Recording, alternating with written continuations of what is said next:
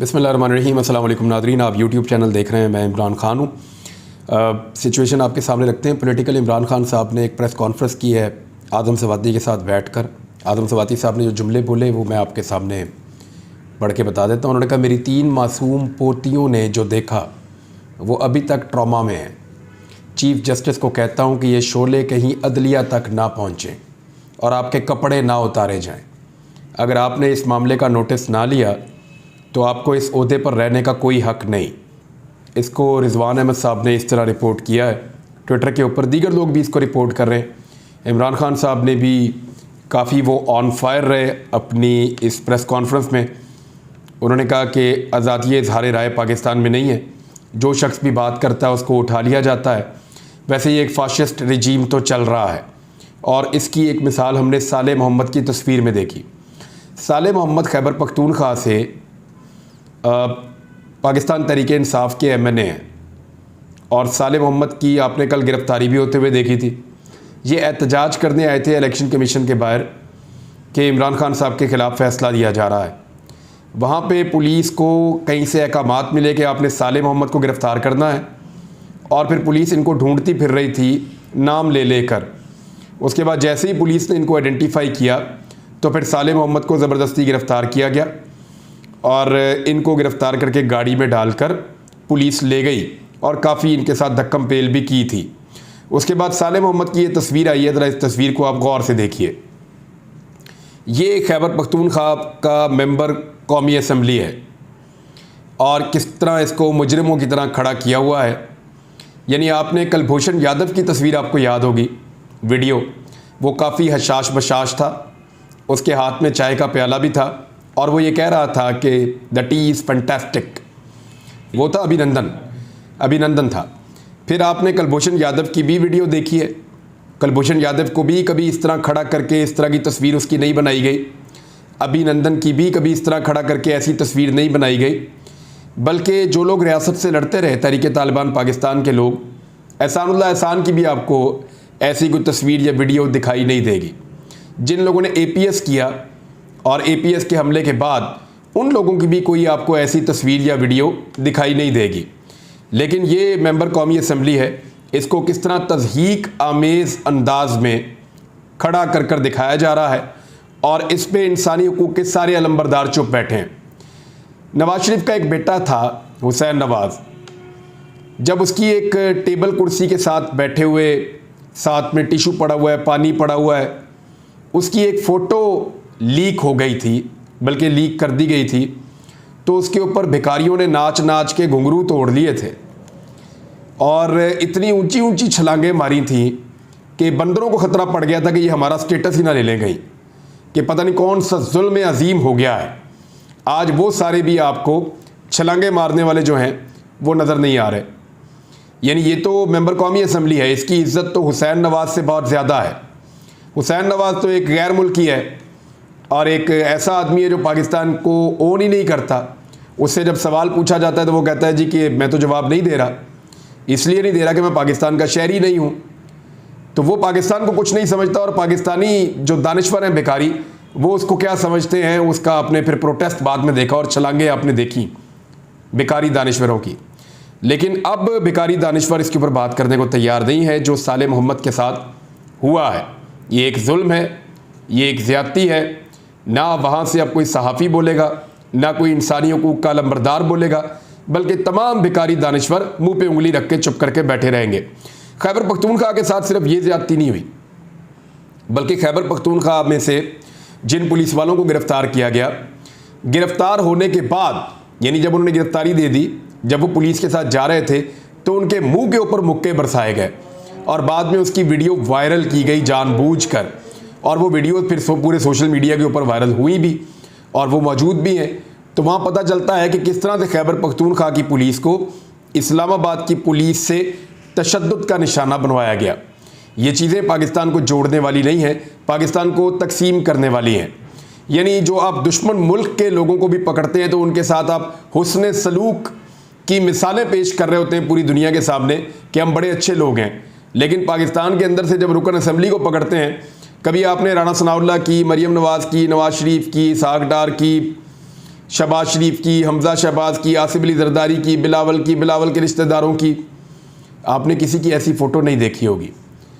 हालांकि उनके जुर्म किस तरह के थे ये आपको पता है। उन्होंने मुल्क और कौम को लूटा हुआ था, इनमें से बेशतर लोगों ने, और लूट कर पैसा मनी लॉन्डर करके पाकिस्तान से बाहर पहुंचाया हुआ था। यही काम ये कई दहाइयों से कर रहे हैं। और यहाँ एक आदमी ऐसा है जो एहतजाज करने आया था और उसकी कैसी तज़हीक की गई है ये तस्वीर आपको क्लियर कर देगी। इमरान खान साहब ने चैलेंज कर दिया अपनी नाअहली को और इस्लामाबाद हाई कोर्ट में किया है, लेकिन वहाँ पर रजिस्ट्रार ने एक एतराज़ लगाया और उन्होंने कहा जी कागजात मुकम्मल हो जाएँ, रजिस्टर्ड कॉपी आ जाए। अभी तक तो तफसीली फ़ैसला ही जारी नहीं किया। इलेक्शन कमीशन ऑफ पाकिस्तान ने तफसीली फ़ैसला अभी जब मैं वीडियो रिकॉर्ड कर रहा हूँ अभी तक जारी नहीं किया, और ये एक अजीबोगरीब चीज़ है। यानी कुछ लोग कह रहे हैं कि इसके ऊपर कुछ दस्तखत नहीं है, या कुछ लोगों ने दस्तखत करने से इनकार कर दिया है कि ये फ़ैसला ठीक नहीं है। अब क्यों हमारे खाते में एक गैर कानूनी और नाइंसाफ़ी वाली चीज़ डाल रहे हैं? हो सकता है उनको मनाने की कोशिश हो रही है।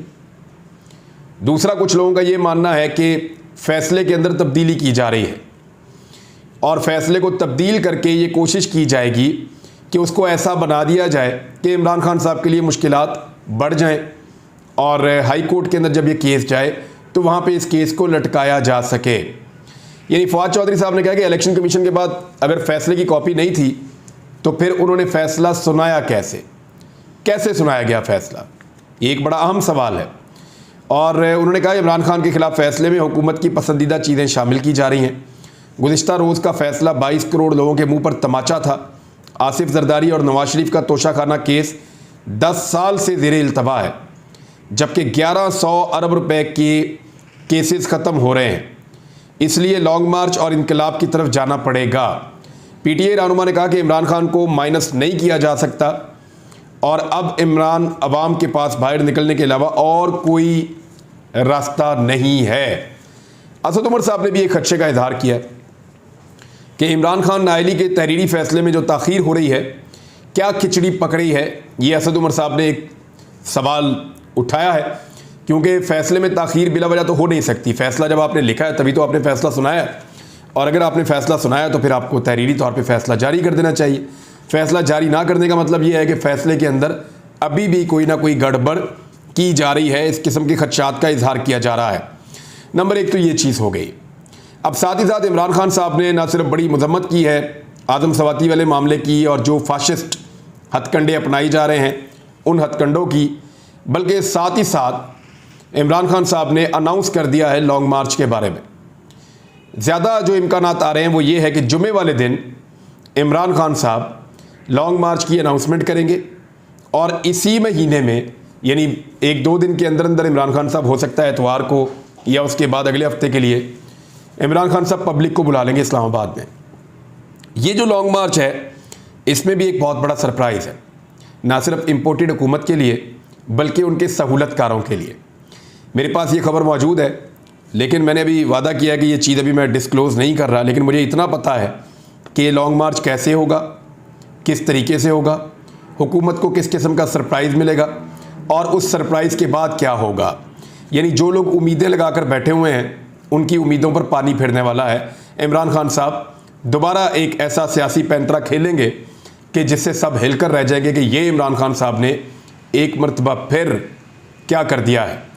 दूसरी जानिब जो लोग अपना उल्लू सीधा करना चाहते हैं लॉन्ग मार्च के ज़रिए से कि लॉन्ग मार्च होगा, लड़ाइयाँ होंगी, पाकिस्तान के लैंडस्केप के ऊपर एक झगड़े जैसी कैफियत बन जाएगी, को बंदे मर जाएंगे तो हम कोई अपना उल्लू सीधा कर लेंगे, तो वो लोग भी कुछ नहीं कर पाएंगे। बल्कि अब वो लोग कुछ भी नहीं कर पाएंगे, वो लोग माजी का हिस्सा हो गए हैं और बस अब वो अपने दिन गिन सकते हैं, जितने दिन उनके बाकी हैं उन दिनों को जितना हो सकता है एंजॉय कर लें। लेकिन जो वो चाह रहे हैं कि लॉन्ग मार्च उनको देगा या डिलीवर करेगा, लॉन्ग मार्च ऐसी कोई चीज़ उनको नहीं देने जा रहा। एक और चीज़ जो बहुत बुरी तरह सामने आई है वो ये है कि हर जगह पे फैक्ट्रियां बंद हो रही हैं पाकिस्तान में। फैसलाबाद में जो पावर लूम्स हैं और जो इंडस्ट्री फैसलाबाद के अंदर है टेक्सटाइल की, उसका कुछ लोग ये क्लेम कर रहे हैं कि 70 से 80% तक बंद हो गया है और कॉस्ट इतनी ज़्यादा बढ़ा दी गई है एनर्जी की और जिस किस्म की सूरत हाल पैदा कर दी गई है, रॉ मटेरियल की अवेलेबिलिटी नहीं है, एलसीज़ बेंड कर दी गई हैं। तो ऐसी सूरत में जो इंडस्ट्री है उसका पहिया बंद होना ही था। इंडस्ट्री का पहिया बंद होने की वजह से बहुत सारे लोग बेरोज़गार हुए हैं और इसका इम्पैक्ट सबसे पहले फैसलाबाद में आया है। फैसलाबाद में जितनी भी चैम्बर ऑफ कॉमर्स के लोग हैं या बाकी इंडस्ट्री से वाबस्ता लोग हैं, उन्होंने कई मरतबा प्रेस कॉन्फ्रेंस करके, कई मरतबा बयानात जारी करके इस हुकूमत की मजम्मत की है और इनसे मुतालबा किया है कि आप पाकिस्तान की इंडस्ट्री को तबाह ना होने दें, लेकिन किसी के कान पे जूं नहीं रेंग रही। मैं आज एक चौक से गुजर रहा था, कायदे-ए-आज़म इंडस्ट्रियल स्टेट है लाहौर में। यहाँ सिर्फ एक चौक के मैं आपको कुछ मनाज़िर दिखाता हूँ। ये देखिए आप, ये सिर्फ एक चौक के मनाज़िर हैं, ये जो आप देख रहे हैं। ये फैक्ट्रियाँ बराए फ़रोख्त हैं, इनके बैनर्स लगे हुए हैं। फैक्ट्रियाँ, गोदाम ये किराए के ऊपर खाली हो रही हैं, ये बराए फ़रोख्त हैं। ऐसे बैनर्स मैंने कभी भी यहाँ पे लगे हुए नहीं देखे। लोगों को गुज़िश्ता महीने तक उम्मीद बाकी थी कि शायद पाकिस्तान में इंतखाबात हो जाएंगे और उसके बाद पाकिस्तान वापस सही ट्रैक पे आ जाएगा। अब इस वक्त सूरत हाल ये है कि लोग अपनी फैक्ट्रियाँ बेचकर पाकिस्तान से जाना चाहते हैं। लोग पाकिस्तान से पैसा निकाल कर बाहर ले जाना चाह रहे हैं। तो जितना मर्ज़ी कंट्रोल कर लें इसहाक डार मसनूई तरीके से, पाकिस्तान में डॉलर की कीमत आने वाले दिनों में बढ़ती चली जाएगी और पाकिस्तान की मईशत मज़ीद नीचे जाएगी, जिस किस्म की पॉलिसीज़ इसहाक डार ने पाकिस्तान के ऊपर लगा रखी हैं। उधर नवाज शरीफ साहब ने एक ख्वाहिश का इजहार कर दिया है। नवाज शरीफ साहब ने कहा है जी कि 300 यूनिट तक जिन लोगों को बिजली इस्तेमाल करते हैं उनकी बिजली मुफ्त कर दी जाए। क्या ये ऐसा कर सकते हैं? तो मेरी इत्तला के मुताबिक ऐसा नहीं कर सकते, और अगर ऐसा करने की कोशिश की भी गई तो ओवर बिलिंग की जाएगी और ओवर बिलिंग के ज़रिए से कोशिश की जाएगी कि सार्फिन को 300 यूनिट से ऊपर ले जाया जाए। लेकिन अगर नीचे वाले सार्फिन को मुफ्त बिजली देने की कोशिश की गई तो ऊपर वाले सार्फिन और पाकिस्तान की इंडस्ट्री मुकम्मल तौर पे तबाह हो जाएगी। और ऐसी कोई सब्सिडी पाकिस्तान की हुकूमत नहीं दे सकती, क्योंकि इसहाक डार, नवाज शरीफ और मिफ्ता इस्माइल और शहबाज शरीफ और फजलुर रहमान, आसिफ अली जरदारी और बिलावल जरदारी, इन्होंने मिलकर एक मुआहदा किया है IMF के साथ, जिस मुआहदे के अंदर उन्होंने तय किया है कि अब ये पब्लिक को कोई चीज़ मुफ्त नहीं देंगे, किसी किस्म की कोई सब्सिडी पब्लिक को नहीं देंगे। इसहाक डार ने यह वादा किया कि जी मुझे अगले अगस्त तक के लिए हुकूमत आप दे दें, यानी 1 साल इसहाक डार ने पूरा मांगा है और इसहाक डार का ये कहना है कि मुझे 1 साल पूरा दे दें। उस 1 साल के बाद मैं डॉलर को 200 रुपये तक ले आऊँगा। यानी अभी भी डॉलर को 200 रुपये तक लाने के लिए इमरान खान जितना नहीं, इमरान खान का तो 178 रुपये का डॉलर था ना जब तहरीक-ए-अदम एतमाद ये लोग लेकर आए थे। 178 की बात नहीं हो रही, बात हो रही है 200 रुपये तक लाने के लिए। यानी इमरान खान के दौर में डॉलर जितने का था उससे भी 11%, 12% ज़्यादा कीमत तक लाने के लिए भी इसहाक डार साहब को 1 साल मज़ीद चाहिए। ये इसहाक डार का दावा है, लेकिन इनके सारे दावे झूठे साबित हो चुके हैं, क्योंकि इससे पहले शहबाज शरीफ ने एक दावा किया था। जरा वो दावा सुन लें आप, सुनाई नहीं। ये आज ठाटे मारता हुआ समंदर आपको गवाह बनाकर कहता हूं कि अगर अल्लाह ताला हमें मौका दे तो ये मुसद्दा अपोजिशन के साथ मिलकर हम 6 महीने में पाकिस्तान की मईशत को ठीक करेंगे, वगरना मेरा नाम इमरान नियाज़ी रख देना है। तो मुझे लगता है कि शहबाज शरीफ साहब चाहते हैं कि उनकी इमरान खान बनने की ख्वाहिश इस तरह पूरी हो जाए। यानी सारी ज़िंदगी खुद तो वो इमरान खान बन नहीं सकते, ना उनके भाई इमरान खान बन सकते हैं, और इस ख़ानदान की सबसे बड़ी ख्वाहिश ये है कि ये किसी तरह इमरान खान बन जाएं और पब्लिक इनको भी इमरान खान जितनी इज्जत दे और उतना बड़ा सियासी कद इनका हो जाए। लेकिन ये हो नहीं सकता, तो फिर इस तरह की शराइत रख के उसके बाद इमरान खान बनने की नाकाम कोशिश कर रहे हैं। ये 6 महीने का जो इन्होंने वादा किया था वो भी गुजर चुका है। इसहाक डार अगर अब कह रहे हैं कि मैं डॉलर 200 पे ले आऊँगा और तेल और बिजली की कीमतें कुछ कम कर दूंगा, लेकिन मुझे 1 साल पूरा दे दें और अगले साल अगस्त तक का मुझे टाइम दे दें, तो मैं ये कर पाऊँगा। लेकिन ये नहीं कर पाएंगे।